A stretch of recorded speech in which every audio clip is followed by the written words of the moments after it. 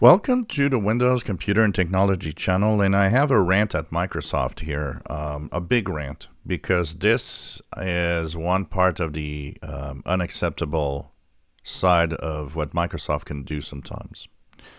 So Copilot is broken, and it creates some problems. First, anybody that uses more than one screen, if you have multi-screens on your PC, you don't want to have Copilot. It's creating tons of problems where icons are jumping around from screen to screen, all sorts of weird problems.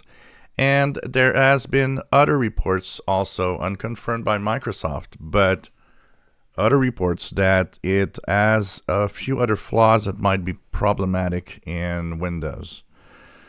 And they're pushing it to Windows 10, and the worst part is even on Windows 10, all of these problems are there. So I just want to say one thing here. Come on, Microsoft. You are pushing a preview update.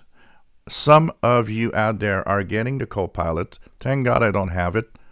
And you're adding problems to their systems. You know, Windows 10 users were happy with a quiet, boring moment of just getting updates, no features. Now, not only are you pushing new updates, new features, that probably most of them don't want. You're pushing features that are actually creating issues. This is unacceptable, especially, and Windows 10 users are going to be mad at you, especially if they're the ones that have issues with the Copilot and it creates problems. So one word here, make sure that first of all, if you haven't installed the optional updates and you have no problem, ignore them until Patch Tuesday. Don't go and check for it, okay?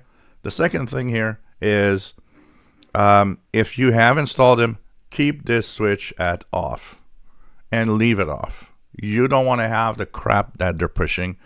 If you leave it at off, probably for now you'll be quiet and have no problem with not having Copilot. If you put it on, you might end up with Copilot. So make sure it's off and stays off. But this, I have a hard time with this decision. You have a Copilot that's broken, and you're still pushing it not only to Windows 11, but you're pushing it to Windows 10 now with the same darn bugs. Come on, Microsoft, wake up. This is not what we want. If you enjoy my videos, please subscribe, give us thumbs up. Thank you for watching.